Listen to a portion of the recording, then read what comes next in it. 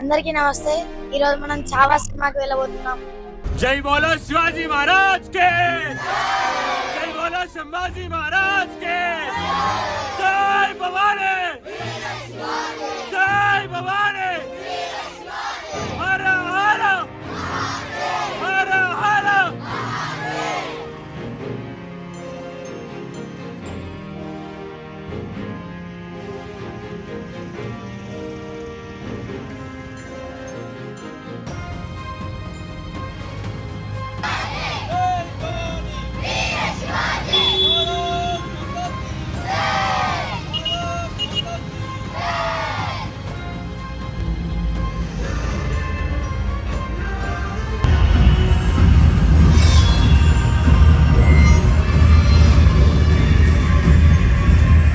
वीर पराक्रमी छत्रपति शिवाजी महाराज।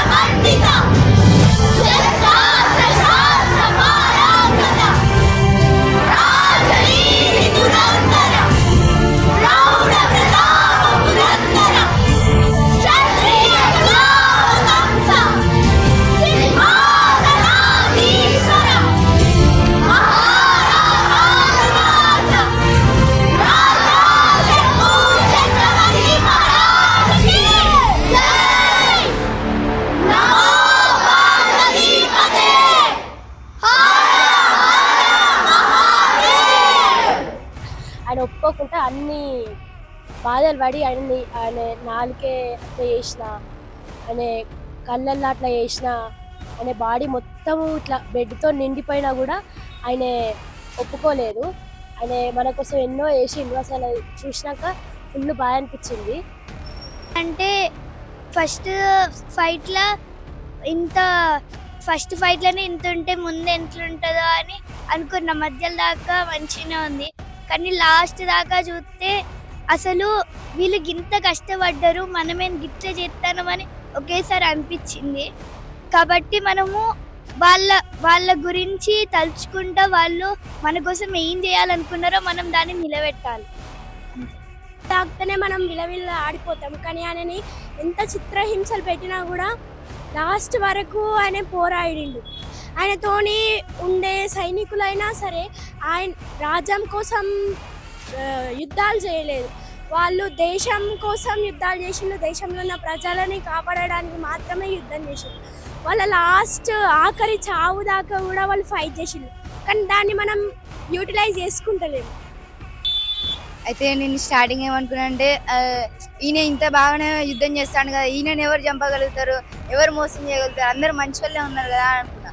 పోతే వెళ్తుంటేనే అర్థమైంది మనలోనే ఉంటారు, మనల్ని చంపుతారు, ఇట్లా చేస్తారని. ఆయనే మన కోసం అంటే మన వచ్చే తరాలు బాగుండాలి, వచ్చే ప్రజలు వాళ్ళు అందరు బాగుండాలి అనే దానికోసం ఆయన ఎన్ని రకాల మానసికంగా శారీరకంగా ఎన్ని ఇబ్బందులు పెట్టినా కూడా వాటన్నిటిని సహించి తట్టుకొని ఎవరి కోసం నిలబడిండు. కేవలం వచ్చే తరం కోసం, అంటే మన కోసం. అంటే మనం కూడా ఇప్పుడు మనం ఆయనలాగా యుద్ధం చేయాలి, ఆయనలాగా ప్రాణాలు అర్పించాలనే ఇప్పుడు అట్లా ఏం లేదు. కేవలం ఆయన చూపెట్టిన బాటలో నడవాలి. అంటే మన చదువులో కానీ ఏదైనా స్కిల్లో కానీ మన దేశం కోసం మనం ఇతరులకి హాని చేయకపోయినా ఇతరులకి ఎంత మేలు చేస్తానం అనే దాంతో ఉండి వాళ్ళు చూపెట్టిన బాటలో నడుస్తూ ఉండాలి. నాకు ఈ శంభాజీ మూవీ చాలా నచ్చింది. ఆయన యొక్క వీరమరణం నాకు ఎంతో స్ఫూర్తినిచ్చింది. ఇప్పుడు లాస్ట్ వరకు చూస్తే ఆయన చాలా చిత్రహింసలు పెట్టిళ్ళు. ఇట్లా ఇప్పుడు మంటలో కాల్చి కళ్ళల్లో అలా చిత్రహింసలు పెట్టి నాలుకని తెగగొట్టి చాలా చిత్రహింసలు చేసిళ్ళు ఆయనని. నాకు ఈ సినిమా చూసినాక చాలా బాగా అనిపించింది. ఆయన చేసిన పోరాటము మన కోసము, కానీ మనం దాన్ని పట్టించుకుంటలేము. ఇంకా ఆయన చనిపోయే ముందు కూడా నా నరంలో, నా మట్టిలో, నా దేశంలో మొత్తం స్వరాజ్యం కోసమే పోరాడుతున్నారు అనుకుంటా అన్నాడు. అంటే ఆయన యొక్క జీవితం అనేది మన అంటే వచ్చే తరానికి అంకితం చేసేసిండు. అలా మన లోపల ఉన్న దేశభక్తిని ఎంత నింపుకోవాలంటే ఆయనను చూసి మనము ఇతరులకి సాయం చేయడం కానీ మన దేశాన్ని మనం బాగు చేసుకోవడానికి ప్రయత్నించాలి. ఆ మూవీ చూసిన తర్వాత అసలు మాటలు రావడం లేదు, ఏం మాట్లాడాలో కూడా అర్థమవుతలేదు. బికాజ్ ఆయనని ప్రతి ఒక్క రోజు కూడా చిత్రహింసలు చేసిండు. ఒకరోజు గోళ్ళు వీకేసిండు, ఒకరోజు అనే శరీరాన్ని కట్ చేసి ఉప్పు రాసిండు. ఇట్లా ప్రతి ఒక్క రోజు ఆయన చిత్రహింసలు చూసిండు. దాని ముందు పోల్చుకుంటే మనం రోజు చూసే సమస్యలు ఎంత అని మనం ఒకసారి క్వశ్చన్ వేసుకోవాలి మనకి మనం. ఇంకా అని శంభాజీ మహారాజు ఒక సాధారణమైన మనిషి కాదు, ఆయన ఒక చావ అంటే సింహపు పిల్ల అని అర్థం. ఆయన మనం ఒక సింహంనైనా లొంగ తీసుకోగలం కానీ శంభాజీ మహారాజు మాత్రం లొంగ తీసుకోలేము. ఆయనని ఎంతమంది కట్టడి చేసి ఆపినా కూడా ఆయన మాత్రం ఆగలేదు. ఆయన నరంలో కూడా దేశభక్తి అనేది నిండిపోయి ఉంటుంది.